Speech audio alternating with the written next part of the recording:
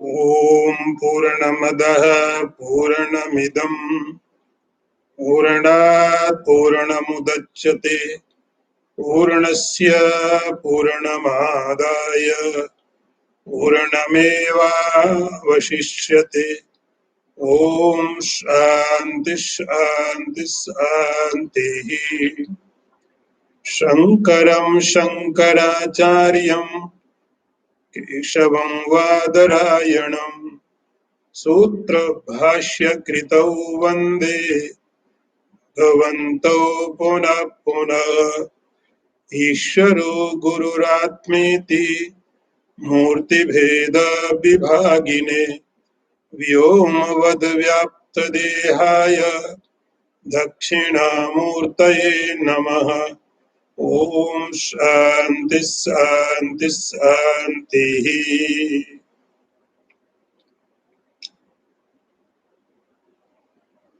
बहुत सुंदर श्लोक है। ब्रह्मानंद निधिर महाबलवता अहंकार घोराहिना संविष्ट्यात्मनि रक्षते गुणमयैः चण्डैस्त्रिभिर्मस्तकैः विज्ञानाख्य महासिन दुतिमता विच्छिद्य शीर्षत्रयम् निरमूल्यायमिमं निधिं सुखकरं धीरोऽनुभोक्तुं क्षमा।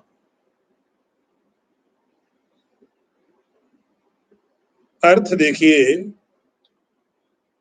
ब्रह्मानंद रूपी परम धन को अहंकार रूप महाभयंकर सर्प ने अपने सत्व रज तम रूप 3 प्रचंड मस्तकों से लपेट रखा है।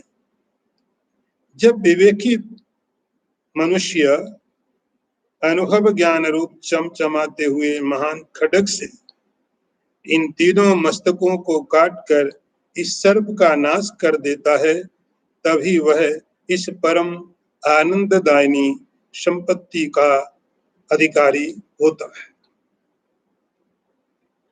बहुत सुंदर मंत्र है। शंकराचार्य जी अपनी बात को कहने में इतने सक्षम है। इतनी कठिन बात को भी उन्होंने एक रूपक अलंकार में कविता के जैसे उसको प्रस्तुत किया। ब्रह्मानंद निधिर महाबलवता, कि जो ब्रह्मानंद है, विषयानंद और ब्रह्मानंद, पंचदशीकार ने आनंदों का निरूपण किया है, लेकिन हमें उसमें से इतना समझना है कि विषयानंद और ब्रह्मानंद।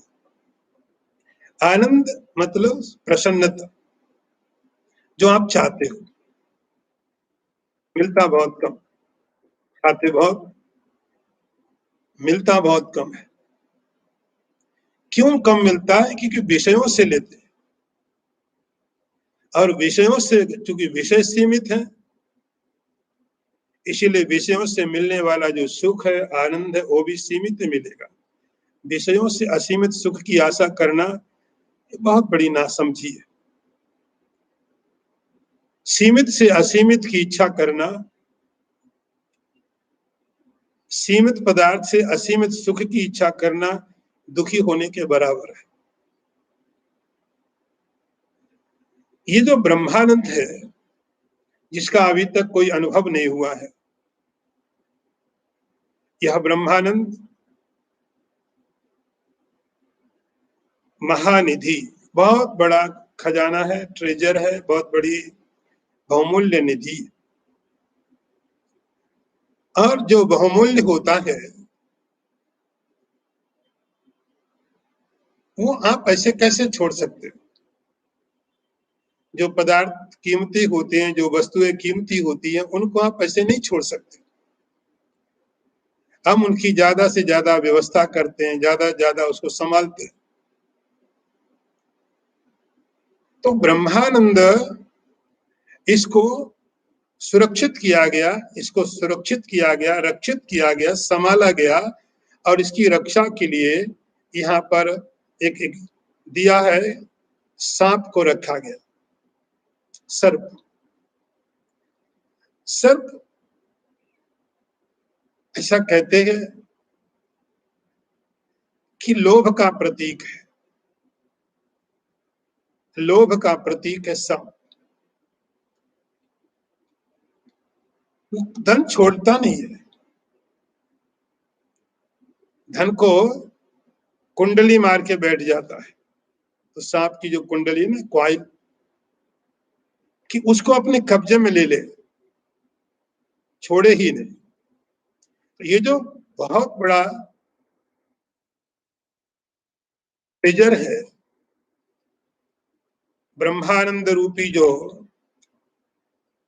ग्रेटेस्ट ट्रेजर है, संपत्ति है, इसकी भी सुरक्षा होनी चाहिए। सब चाहते हैं, लेकिन चाहने के बाद में भी हम उसकी जो कीमत है वो देने को तैयार नहीं है। चाहते सब हैं कि ब्रह्मानंद मिले, ऐसा आनंद मिले जिसके लिए कोई शर्त ना हो, कोई कंडीशन ना हो। ऐसा सुख हम सब चाहते हैं। ऐसा सुख हम चाहते हैं जिस सुख के लिए हमें कुछ लिमिट ना हो, वहीं पर मिलेगा, उसी कंडीशन में मिलेगा। लेकिन हम उसके लिए तैयार करने के लिए देने को कुछ तैयार नहीं है। तो वो जो ब्रह्मानंद रूपी बहुत बड़ा जो संपत्ति है, जो खजाना है, उसको भी सुरक्षित कर दिया गया।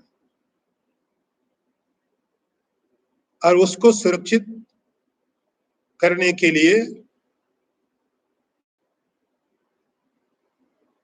माया ने, प्रकृति ने बहुत अच्छी व्यवस्थाएं की है कि उन व्यवस्थाओं को कोई तोड़ नहीं सकता।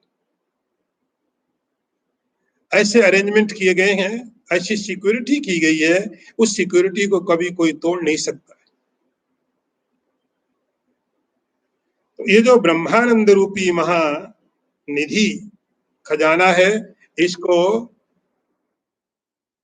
प्राप्त करने की इच्छा सबके मन में है, लेकिन मिले कैसे, उसके लिए उपनिषदों ने बताया। और आपने विवेक चूड़ामणि में पीछे पढ़ा, न कर्मणा न धनेन न प्रजया त्यागेन एकेन अमृतत्वम आनश्यत्। आपने पढ़ा इसको।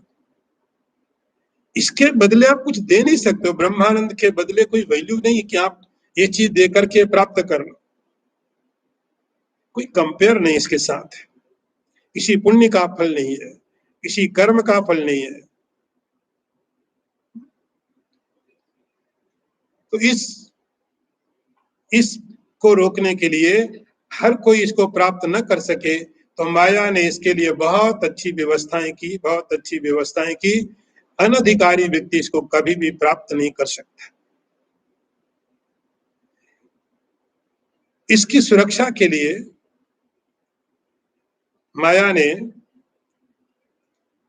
अहंकार घोराहीना, अहंकार की ड्यूटी लगाई। ईगो, अभिमान, अभिमान की ड्यूटी अब ईगो की लगाई। तो हम बहुत बड़े बड़े विघ्नों को पार कर सकते हैं,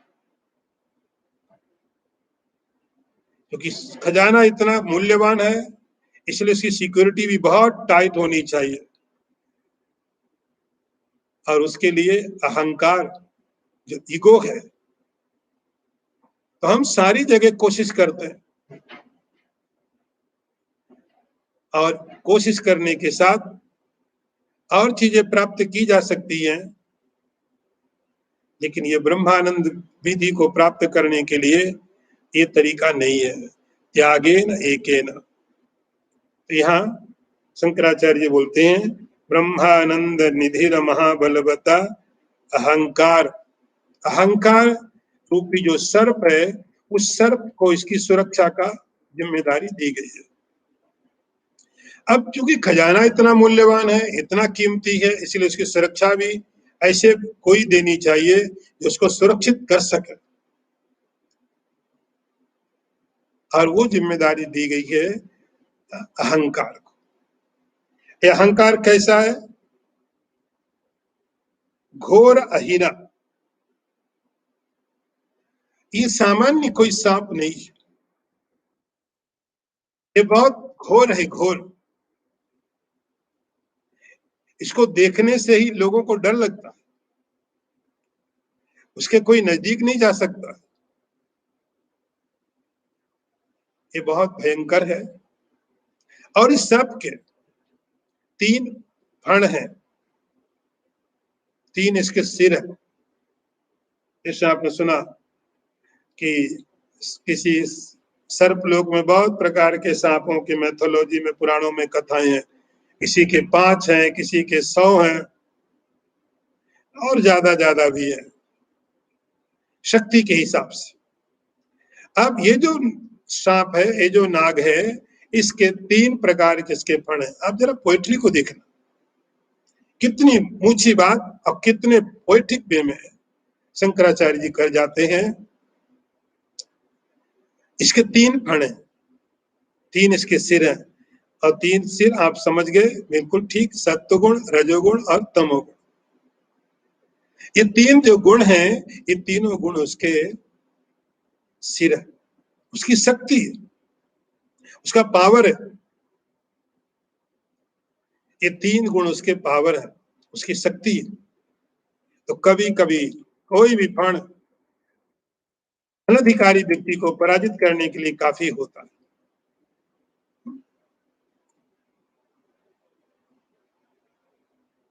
और इसके जो फण है वो बहुत भयंकर है।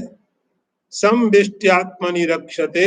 इस सांप ने, इस अहंकार ने अपने घेरे में लेकर के उस आत्मा रूपी, ब्रह्मानंद रूपी खजाने की यह सुरक्षा कर रहा है। मस्तक उसके 3 है, तीनों बहुत विकराल, बहुत भयंकर हैं। उनके द्वारा ये उस खजाने की रक्षा करता है, इसके अंदर कोई घुस नहीं सकता। यहां तक आपने क्या समझ लिया? यहां तक आपको प्रॉब्लम्स मालूम हो गई, समस्या क्या यह मालूम पड़ गया। ये जो प्रकरण शुरू हुआ था अहंकार निंदा का, इस अहंकार में अभी तक यह मालूम पड़ा अहंकार एक प्रॉब्लम है, समस्या है, और ये समस्या इस प्रकार से है। ब्रह्मानंद को इसने इस तरह रोक रखा, ये बात मालूम पड़ गई। अब सवाल है कि समस्या है तो उसका समाधान क्या है, उत्तर क्या है, क्या करना चाहिए और कैसे करना चाहिए। तो शंकराचार्य जी आगे लिखते हैं, विज्ञानाख्य महासेना द्युतिमता विक्षिद्ध शीर्षत्रयम् निरमूल्य अहि मिमम निधि सुखकरम धीरो अनुभोक्तुम क्षम। उपनिषदों में एक शब्द का प्रयोग होता है और वो शब्द है धीर। धीर, धीर कर तो थोड़ा हट के लोगों से, उसके अंदर थोड़ा यूनिकनेस है, भीड़ का हिस्सा नहीं है, अलग उसकी सोच है, अलग उसका तरीका है। धीर का अर्थ हुआ विचारवान, विवेकवान। तो जब यह समस्या आई कि ब्रह्मानंद का जो रस खजाना है वो इस सांप ने रक्षित करके रखा हुआ, इसने ढक के रखा हुआ है, तो इसका उपाय क्या है? एक ही उपाय है, आपको ये जो अहंकार रूपी सांप है इसको मारना ही पड़ेगा। विच्छिद्य शीर्षत्रयम्, एक ही उसका उपाय और कोई तरीका नहीं है। इसके तीनों सिरों को, जैसा आपने पीछे पढ़ लिया है कि सत्व, रज और तम, इन तीनों गुणों को आपको धीरे धीरे धीरे धीरे विच्छिद्य, विच्छिद्य मतलब खत्म करो। तो पहले रजोगुण और सत्व गुण का सहारा लिया, तमोगुण को खत्म किया, फिर सत्व गुण से रजोगुण को खत्म किया, फिर रजोगुण प्योर सत्व से सत्व गुण को खत्म किया, और इस प्रकार से इसके तीनों जो सिर है वो खत्म करने पड़ेंगे। और उसके लिए तरीका क्या? विज्ञानाख्य महासिना। क्योंकि सांप बहुत बड़ा है,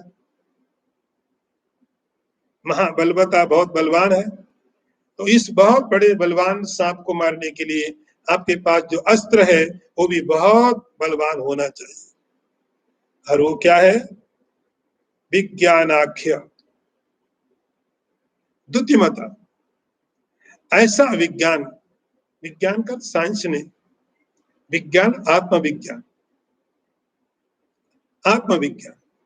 आपका जो अपना विज्ञान है, आपका जो अपना ज्ञान है, द्युतिमता, ऐसा द्युतिमता, उसके अंदर शक्ति होनी चाहिए, प्रकाशित होना चाहिए। आत्मज्ञान है लेकिन वो काम का नहीं है। उस जैसे खड़ग है, उसके अंदर धारी न हो, और ऐसे बड़े बड़े सांप से जाके पंगा ले लिया और मुसीबत में आ जाओगे। तो द्युतिमता, आपका जो ज्ञान है, आपका जो विज्ञान है, वह विज्ञान कैसा होना चाहिए? द्युतिमता, बहुत ब्राइट होना चाहिए, बहुत तेज होना चाहिए। तो उस विज्ञानाख्य महासिना, आप शंकराचार्य जी को समझिए, उस विज्ञान रूपी आत्मविज्ञान, आत्मविज्ञान रूपी अपनी खड़ग के द्वारा इस अहंकार रूपी सांप को, इसके तीनों सिरों को, सत्व रज तम तीनों को आपने खत्म ही करना पड़ेगा, निर्मूल्य, पूरी तरह से। क्योंकि फिर उठ जाता है, फिर उठ जाता है। एक बार ही खत्म हो गया, दोबारा फिर उठ जाएगा, फिर उठ जाएगा। इसलिए निर्मूल्य, अब पूरी तरह से उसको खत्म करके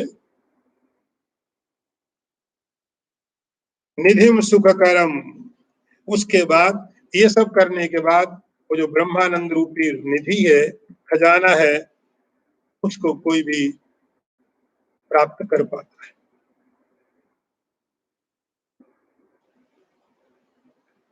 धीरो अनुभोक्तिम क्षमा, कोई धीर व्यक्ति उसको फिर प्राप्त कर सकता है और ब्रह्मानंद के आनंद प्राप्त कर सकता है। उसके पहले केवल विषयानंद है, उसके साथ ही जीना पड़ता है। तो ब्रह्मानंद की प्राप्ति करने के लिए इस प्रकार से इसको, सांप को, अहंकार को मारना ही पड़ता है। अगला मंत्र देखिए, यावत् वा किंचित, यावत् वा यत् किंचित विषदोष स्मृतिरस्ति चेत देहे कथम आरोग्याय भवेत् तद्वत् अहंतापि योगिनो मुक्ते।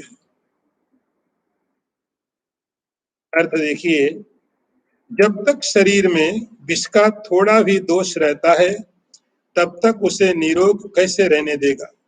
इसी प्रकार योगी की मुक्ति के मार्ग में अहंकार यत्किंचित लेश भी भारी प्रतिबंधक होता है।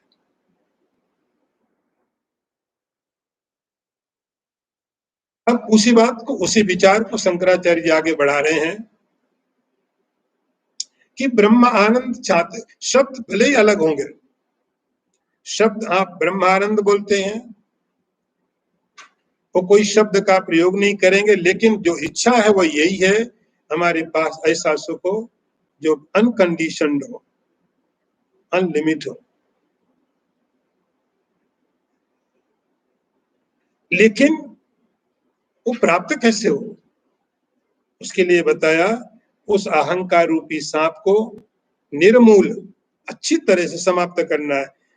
क्योंकि यावत, जब तक भी शरीर के अंदर में, एक एग्जाम्पल दिया, उदाहरण देके, कि किसी व्यक्ति के शरीर के अंदर किसी तरह से जहर चला गया, जहर जाने के बाद शरीर अस्वस्थ हो जाएगा कि शरीर जहर के साथ एडजस्ट नहीं करता है। तो जहर को, शरीर में से पॉइजन को निकालना ही पड़ेगा।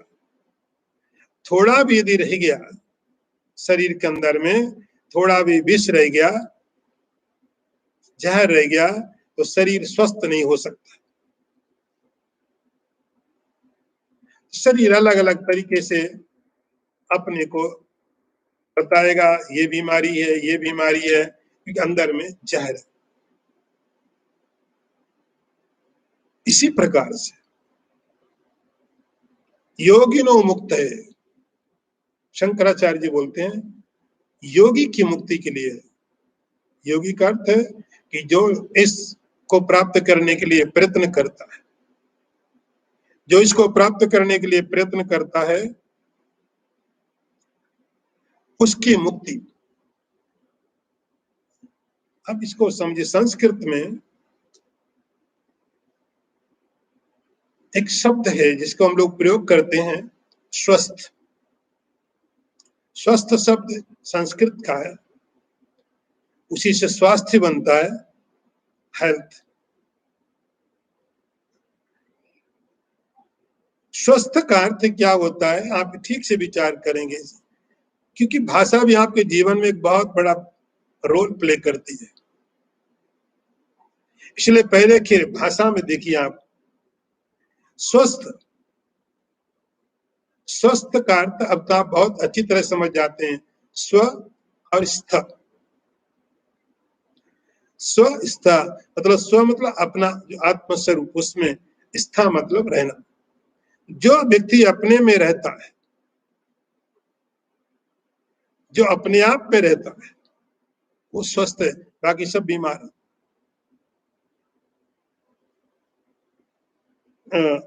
जब महात्मा एक दूसरे को मिला करते हैं, मिला करते एक दूसरे को, और एक तो उनका परंपरागत नमस्कार हो गया। उसके बाद जैसे हम किसी को पूछते हैं अब कैसे हो, ऐसा उनका सवाल नहीं होता था। उनका होता था आप स्वस्थ हैं, आप स्वस्थ हैं। आप पूछते हो नमस्कार होने के बाद हाउ आर यू, कैसे आप। लेकिन वो महात्माओं की एक भाषा थी, हमेशा किसी न किसी प्रकार से एक दूसरे को नजदीक ले जाने की। आप कैसे हो, आप स्वस्थ हैं। स्वस्थ का अर्थ आप हेल्दी हैं। उस हेल्दी का अर्थ ऐसा नहीं आप शरीर में बीमार है कि नहीं है, मन में ठीक है कि नहीं है, रात को नींद आती कि नहीं आती है, वो सब क्वेश्चन थे ही नहीं, वो क्वेश्चन ही नहीं थे। इस सवाल ही नहीं होता था कि तुमको रात को नींद आती है कि नहीं आती है, नाश्ते में क्या लेते हो, अभी तो यही चलता। और आजकल तो अलग ही दूसरा समाचार है। तो जब एक दूसरे को मिलने के बाद उनका सवाल होता था आप स्वस्थ हैं। आप स्वस्थ हैं मतलब आप स्व में स्थित हैं। यदि आप स्व में स्थित हैं, फिर आप बिल्कुल निरोग हैं। यदि आप स्व में स्थित नहीं है, तो कभी जो बीमारी है वो पीछा नहीं छोड़ेगी। बीमारी जो ईगो है, अहंकार है, उसको शंकराचार्य ने प्रस्तुत किया जहर की तरह, विष की तरह। जैसे विष यदि शरीर के अंदर में है, और जब तक है, जिस पोर्शन में है, वो जहर, वो विष, वो पॉइजन आपके शरीर को, आपकी मानसिक स्थिति को, आपके जीवन को शांत नहीं रहने देगा, नहीं रहने देगा। एक ही तरीका, आप उसको निकालो, और कोई उपाय नहीं है, साथ रहने का कोई तरीका नहीं है कि जहर के साथ आप रहो। महादेव जी की बात छोड़ दो। तो शंकराचार्य जी ईगो को, अहंकार को विष के साथ, जहर के साथ तोड़ते हैं कि किसी प्रकार का भी, जैसे अभी हम दुनिया में देखते हैं हजारों तरह के जहर हैं, पॉइजन्स। कोई भी पॉइजन अच्छा नहीं है। इसी प्रकार अहंकार क्या करता है, ईगो क्या करता है, वो ये करता आपको आपके सेंटर से, आपके अपने आप से उठा के कहीं और लेके चला जाता। अहंकार क्या करता, इंडिविजुअल को, जीवात्मा को, थोड़ी देर के लिए मैं जीवात्मा प्रयोग करूंगा, आपको अपने आप से, अपने स्वरूप से उठा करके कहीं और जाके बिठा देता, दूर लेके चला जाता।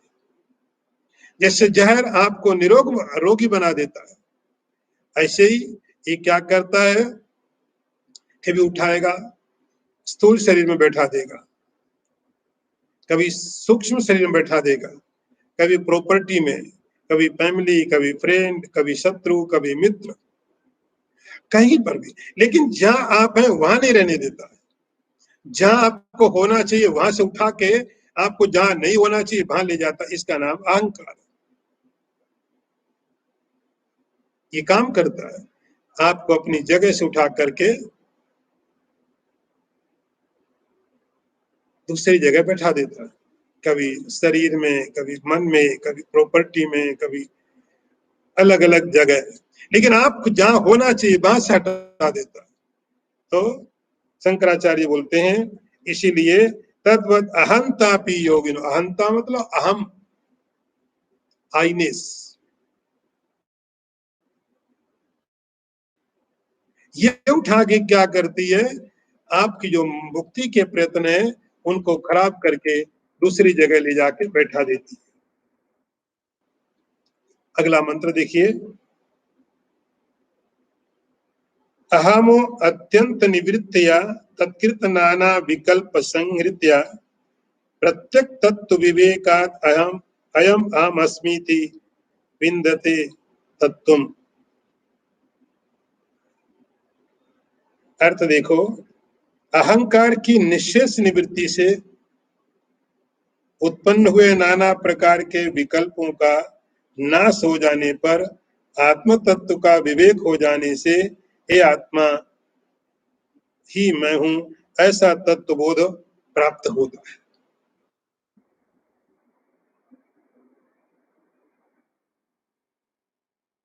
यहाँ शंकराचार्य जी तीन बातों की तरफ आपका ध्यान लेके जाते हैं। तीन चीजें हैं। पहली बात कि पूरी तरह से अहंकार का समापन। दूसरी बात, अहंकार के जो इफेक्ट हैं, जो उसके परिणाम हुए, उनको भी समाप्त करना। और तीसरी बात, डिस्क्रिमिनेशन, विवेक। इन तीन चीजों को इस श्लोक में, इस मंत्र में शंकराचार्य जी बोलते हैं। पहले हम समझते हैं अहम अत्यंत निवृत्ति। थोड़ी आपको यहाँ पर शंकराचार्य जी के इस विचार के साथ में पतंजलि का थोड़ा योग सूत्र भी आपको ध्यान में लेना पड़ेगा। पतंजलि ने लिखा, योग क्या है, चित्त वृत्ति निरोध। सीधी सिंपल डेफिनेशन है उनकी, चित्त की वृत्तियों का निरोध, complete cessation of the modification of the mind.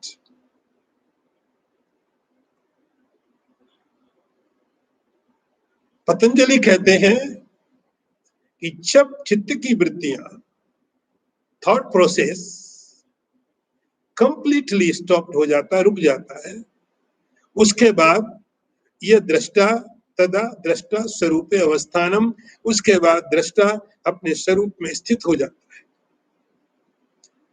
जब तक चित्त की वृत्तियां होती हैं तब तक ये दृष्टा उन वृत्तियों के साथ में अपने को मिला के देखता रहता है। जो वृत्ति आती है वो वृत्ति के साथ अपने को मिला करके दृष्टा देखता रहता है। या थोड़ा सा सूक्ष्म थोड़ा फर्क आप समझें, यहां पर विचार किया गया है 3 लेवल में। शंकराचार्य जी बोलते हैं अहम अत्यंत निवृत्ति तत्कृत नाना विकल्प अहंकार इगोइज्म, और उसके बाद उससे होने प्रकार बाद में बहुत प्रकार के थॉट। थोड़ा फर्क ये हो जाता है जब हम योग दर्शन से विचार करते हैं तो वो विचार कहां पर होता? चित्त की वृत्तियों का निरोध। चित्त में उठने वाली जो वृत्तियां उनको आप खत्म किए, उनको रोकिए, उनको समाप्त करिए।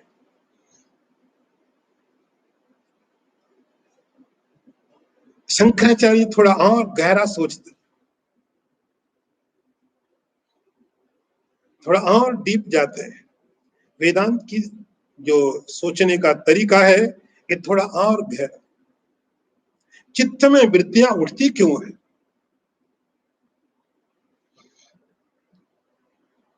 चित्त में वृत्तियों का आप निरोध करने जाते हो, बहुत प्रकार है। तो चित्त की वृत्तियां यहाँ के हिसाब से दूसरे नंबर में आती है, जिसको यहाँ शंकराचार्य जी ने लिखा है तत्कृत नाना विकल्प। चित्त मतलब माइंड के अंदर में जो अनेक प्रकार के विचार आते, जो बहुत प्रकार के थॉट आते हैं, क्यों आ रहे हैं? योग सूत्र बोलता है चित्त की वृत्तियों को निरोध कर दो। बिल्कुल ठीक है। चित्त की वृत्तियां जब तक उठेंगी तब तक आप अपने स्वरूप में स्थित हो नहीं सकते हो।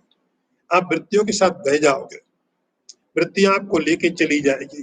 धन की वृत्ति आई, अपने आप बह गए कि मैं धनवान हूं। नहीं तो क्यों वृत्ति आएगी? आई इसीलिए आपको स्वरूप से उठाए और वृत्तियों के साथ एक रूप कर देता था। वृत्ति सारूप्यम, आइडेंटिफिकेशन विद द थॉट। उस समय क्या होगा कि जब वृत्ति आई, धन की आई, पद की आई, उम्र की आई, शरीर की आई, तो जो भी वृत्ति आएगी, तो जैसे ही वृत्ति आएगी आप वृत्ति के साथ में एक रूप हो जाओ। योग सूत्र बोलता है आप रोको वृत्तियों को। शंकराचार्य थोड़ा गहरा सोचते हैं और वो कहते वृत्ति उठी क्यों? ये वृत्ति उठने का कारण क्या है? वो कहते हैं इसका कारण है अहम, ईगो, अहंकार। बस ये रूट है, ये कारण है। तो जैसे ही ईगो, अहंकार पैदा हुआ, ये रूट है, उसके बाद बहुत प्रकार की वृत्तियां चित्त में उठने लग जाएगी। दूसरा लेवल है वो सेकंड लेवल है कि चित्त की वृत्तियां आप निरोध करिए, लेकिन कैसे करोगे? आप निरोध एक करोगे, अंदर से और 10 निकल आएंगे। आप चित्त की वृत्तियों को निरोध करने के लिए जो इतना कोशिश करोगे तो समुद्र में जैसे लहरें, वेव्स हैं, आप कैसे स्टॉप करोगे? बहुत मुश्किल। इसलिए भगवान से अर्जुन ने गीता में पूछा बड़ा कठिन काम दे रहे हैं आप,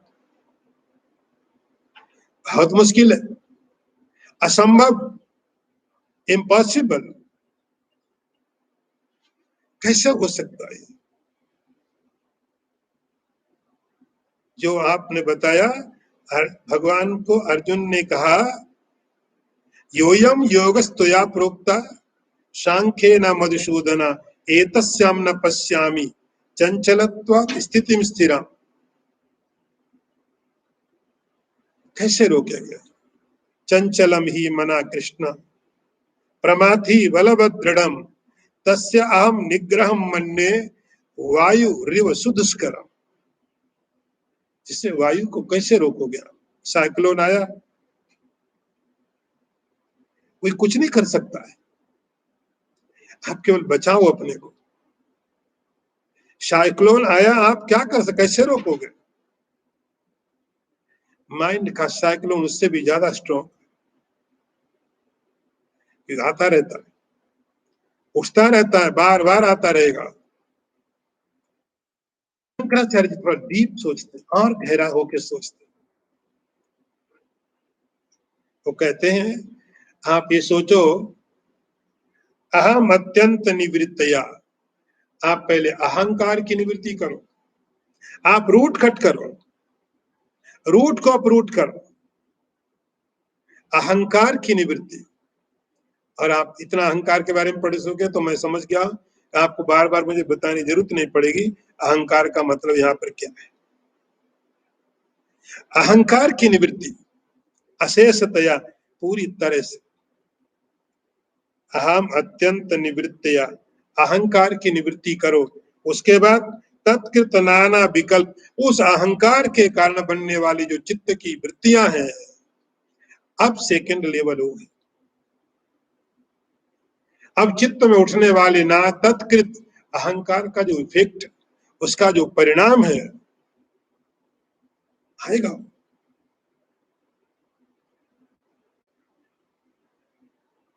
अहंकार इसकी जड़ है। तो यदि हम जड़ को काटे बिना केवल ऊपर के इसके इफेक्ट को हटाएंगे तो इफेक्ट और नए निकल आएंगे, और इफेक्ट निकल आएंगे, उनको समाप्त नहीं किया जा सकता।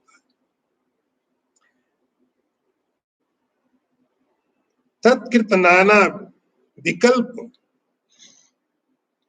तो अहंकार के कारण ये सब इफेक्ट उसके हैं, और हर एक अहंकार का इफेक्ट, हर प्रकार के थॉट आपको आपकी जगह से उठा के और कहीं ले जाके छोड़ देता। मैं खुशी हूं, मैं दुखी हूं, मैं गुस्से में हूं, मैं शांति में हूं, मैं आराम में हूं। अब जैसा थॉट उठता है वैसा आप अपने आप को समझ लेते हो। क्या हालत है, क्या स्थिति है, पता ही नहीं चलता है। कभी कोई थॉट आया, उसने आपको खुश कर दिया, आपको लगा बड़ा खुश हूं मैं तो, टॉप ऑफ द वर्ल्ड। अगले क्षण एक और दूसरा थॉट आया, कोई इन्फॉर्मेशन मिली, कोई सूचना मिली, ऐसी कोई सूचना मिली और दुख आ गया, मैं तो बहुत दुखी हूं। ये क्या दशा है। एक थॉट आया, बहुत गुस्से में, बहुत शांति में बैठ गए। तो ये सब के सब इफेक्ट, चित्त की वृत्तियां इफेक्ट है ईगो का। शंकराचार्य जी कहते हैं रूट को काटो, आप जड़ को अपरूट करिए। उसके बाद जब कारण चला जाता है तो कार्य अपने आप चला जाता है। संस्कृत की कहावत है, कारणापाये कार्यम अपाय। कारण को हटा दो, कार्य अपने आप चला जाएगा। जैसे ही कारण गया, कार्य चला गया। तो इसका कारण ईगो है, अहंकार है। उस अहंकार को हटाने के साथ में उसका जो इफेक्ट है वे भी सब चले जाएंगे। उसके बाद प्रत्यक तत्व विवेकात्, अब जो खाली जगह हो जाएगी। पहले तो आप बहुत बिजी थे, पहले तो बहुत बिजी थे, कभी हम सुखी हैं, कभी हम दुखी हैं, कभी हम बच्चे हैं, कभी बूढ़े हैं, कभी ये हैं। अब बहुत बिजी थे, टाइम नहीं था। लेकिन अब जब थॉट ही नहीं है तो खाली जगह हो जाएगी। किसी के साथ तादाद में नहीं, आइडेंटिफिकेशन नहीं किसी के साथ में है, तब मैं क्या हूं। शंकराचार्य उत्तर देते हैं, प्रत्यक तत्व विवेकात् अहम अस्मि। उस समय में उस अपने स्वरूप का विवेक करो। मैं चित्त की वृत्तियों के कारण जो जो समझ रहा था वो कुछ नहीं हो।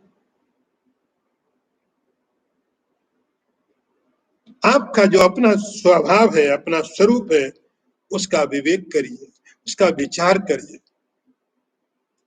और मालूम पड़ेगा अहम अस्मि इति, वह तत्व जो शाश्वत है, जो हमेशा है,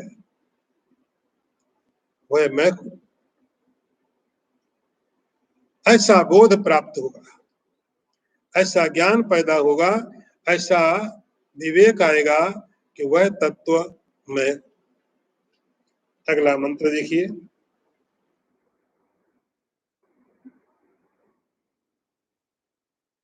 अहं कर्तर्यस्मिन् अहमिति मतिं मुञ्चत् सहसा विकार आत्मनि आत्म प्रतिफल जुषिः स्वस्थितिमुषिः यद अध्यासात् प्राप्ता जन्म मृत्यु जरा दुख बहुला प्रतिश्चिन्न मूर्तेः तब सुख तनो संसृति रिय। अर्थ देखिए, इस विकारात्मक आत्म प्रतिबिंब युक्त और अपने स्वरूप को छिपाने वाले अहंकार में आम बुद्धि को शीघ्र छोड़ दो। इसके अध्यास से ही तुम्हें, जो कि चैतन्य मूर्ति हो, आनंद स्वरूप प्रत्येक आत्मा को जन्म मरण बुढ़ापा आदि नाना प्रकार के दुखों से पूर्ण यह संसार बंधन प्राप्त हुआ है। अभी शंकराचार्य जी बहुत स्पष्ट आदेश दे रहे हैं, बहुत स्पष्ट। मति मुंच सहसा,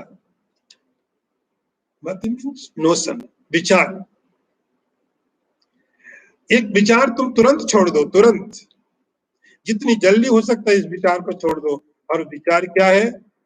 अहंकार के साथ में जो तादात्म्य है,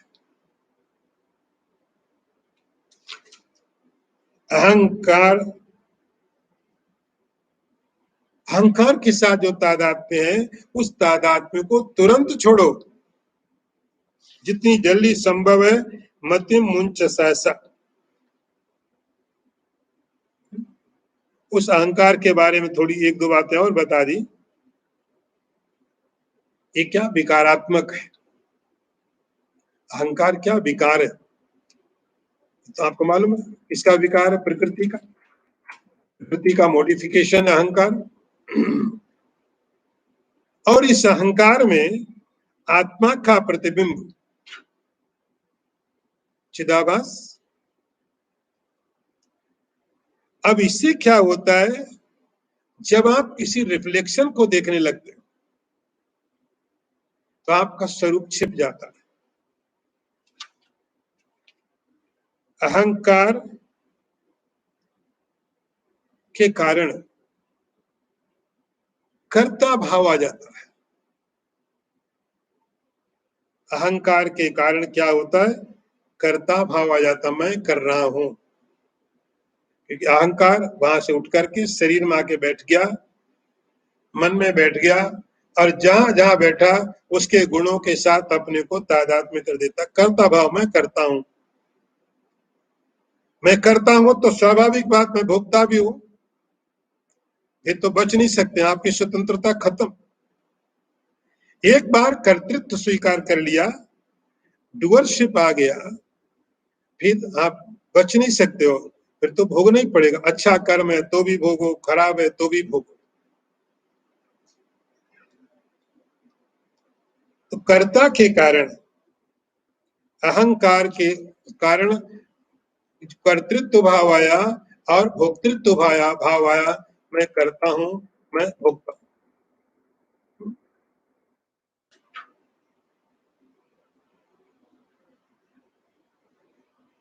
यह अहंकार जब कर्तृत्व भोक्तृत्व दे देता है,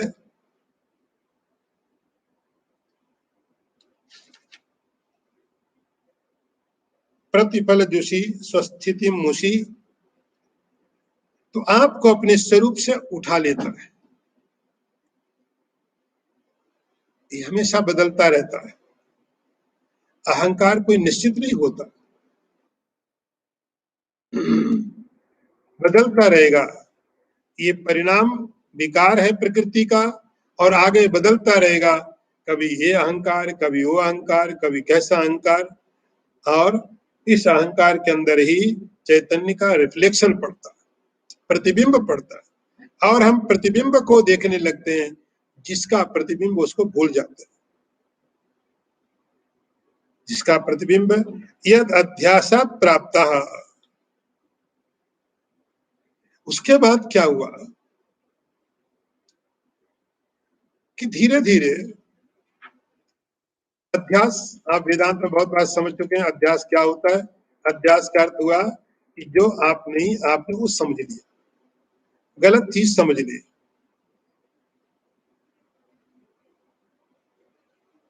अब उस अध्यास के कारण जन्म मृत्यु जरा दुख बहुला। शंकराचार्य बड़ा अच्छा शब्द प्रयोग करते, चिन्ह मूर्ते है। तुम चिन्ह मूर्ति हो, तुम चैतन्य हो, विशुद्ध ज्ञान स्वरूप हो। तुम्हारा जो स्वरूप है वह विशुद्ध ज्ञान है, प्योर नॉलेज, इसके अलावा कुछ भी नहीं है। लेकिन अध्यास के कारण वो चिन्ह मूर्ति, चैतन्य मूर्ति आपके अंदर कहीं पर भी जड़ भाव नहीं है। ऐसा शब्दों का प्रयोग शंकराचार्य जी करते हैं।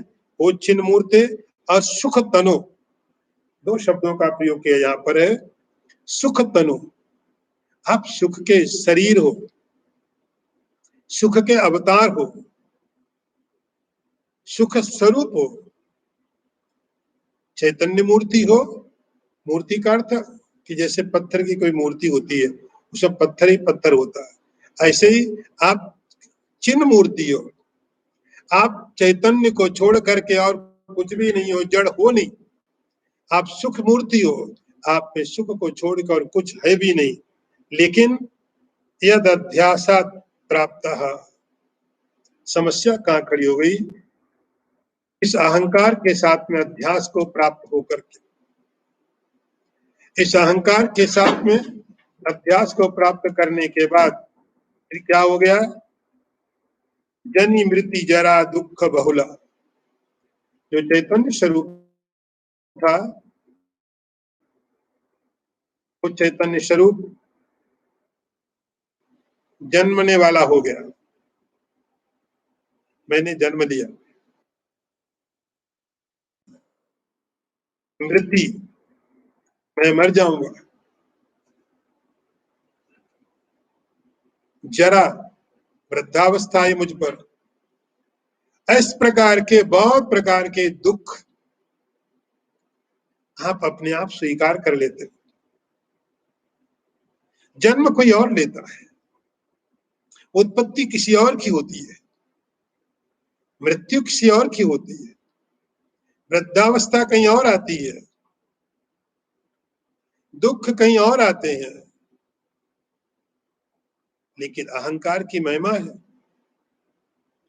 अहंकार की महिमा चिन्ह मूर्ति को, सुख स्वरूप को भी इस हालत में ला देता है।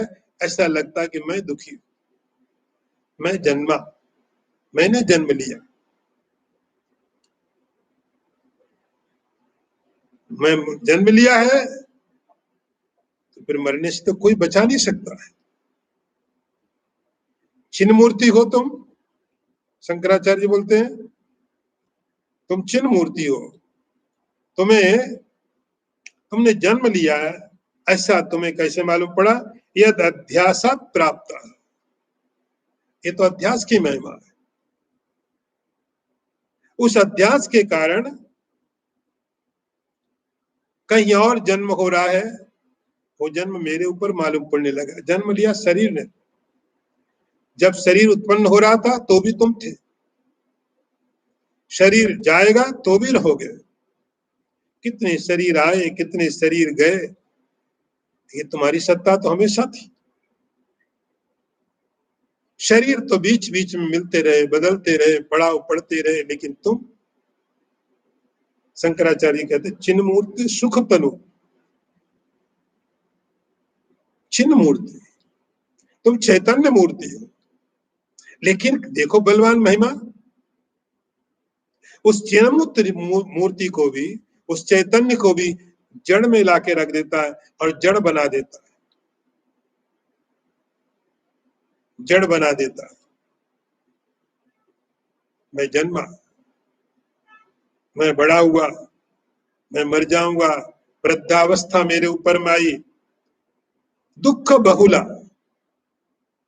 थोड़ी दुख नहीं, अनंत दुख, अनंत दुख। आप कितने दुखों को दूर हटा पाओगे, कितने दुखों से पीछा छुड़ा सकते हो?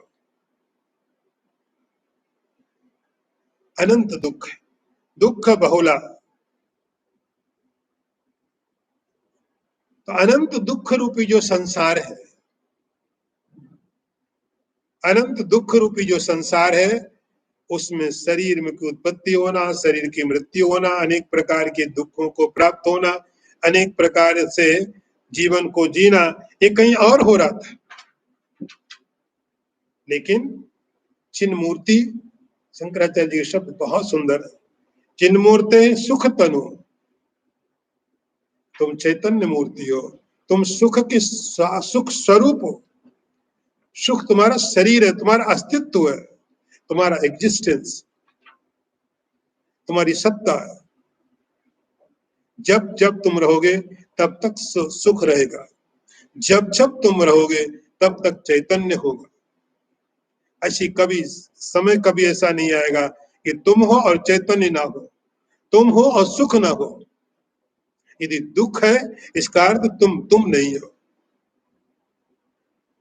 तुम कुछ और बन गए, ये तुम्हारा स्वरूप नहीं है। प्रतीचस, तुम जब भी हो और तुम हमेशा हो। प्रतीचस तनु, प्रतीच आप आत्मस्वरूप हो, प्रत्येक आत्मा हो, और जब जब तुम्हारी सत्ता है तब तक कैसी है? ऐसा नहीं कि मैं पहले था तो पहले तो मैं जड़ था, आप चैतन्य हो गए। तुम जब भी हो चैतन्य हो, ये बात समझ में आ गई? मैं जब भी हूं चैतन्य, ऐसा कभी समय न आया और न कभी आएगा मैं रहूं और मैं चैतन्य ना हूं, मैं जड़ हो जाऊं, कभी नहीं आएगा। आग हो और गर्म ना हो, ऐसा समय कैसे आ सकता? तो मैं हूं लेकिन मैं चैतन्य नहीं हूं, ऐसा समय ना कभी पहले हुआ न कभी होगा, क्योंकि चिन्ह मूर्ते है, तुम्हारा अस्तित्व ही चिन्ह के चिन्ह है, चैतन्य है, नॉलेज है। यदि ये बात समझ में आ गई तो ये बात समझ में आ जानी चाहिए, सुख तनु, तुम हो तो सुख है, आनंद है, ये होने वाला है। ऐसा हो नहीं सकता है कि तुम हो और सुख ना हो। इसका अर्थ हुआ यदि दुख है तो तुम नहीं हो। वर्णी देखो शंकराचार्य जी की, यदि दुख प्रतीत हो रहा है, जन्म प्रतीत हो रहा है, मृत्यु प्रतीत हो रही है, इसका अर्थ तुम नहीं हो, तुमने किसी और को अपना मान लिया, किसी और चीज को अपना समझ लिया है। इसलिए ऐसा लगता है, इसलिए ऐसा लगता है कि मैं दुखी हूं। दुखी कोई और है, जन्म कोई और ले रहा है, मृत्यु किसी और की हो रही है, वृद्धावस्था कहीं और आ रही है, दुख कहीं और हो रहे हैं, लेकिन तुमने जाके अपने को तादाद में करके लगा लिया वहां पर।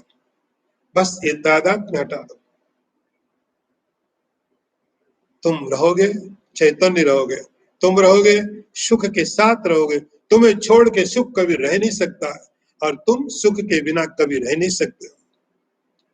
ओम पूर्णमदः पूर्णमिदं पूर्णात् पूर्णमुदच्यते पूर्णस्य पूर्णमादाय पूर्णमेवावशिष्यते। ओम शांति शांति शांति।